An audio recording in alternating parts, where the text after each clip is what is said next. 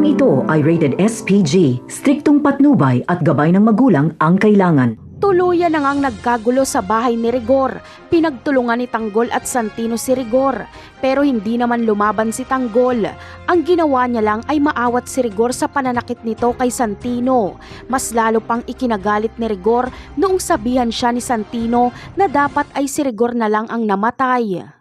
Bumunot ng baril si Rigor at tinutukan si Tanggol at Santino. Ayon kay Rigor ay mga anak niya lang daw umano si Tanggol at Santino at siya ang nagpalamon dito. At bilang padre di pamilya ay siya pa rin ang masusunod. Dadalhin nila Tanggol ang bangkay ni Noy sa plaza para doon ito iburol para iwas na rin kay Rigor.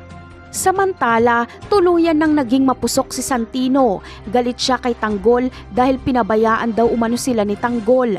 Ayon kay Santino ay ang yaman-yaman na daw umano ng kanyang kuya Tanggol pero wala itong ginawa para alisin sila ni Marites sa kahirapan.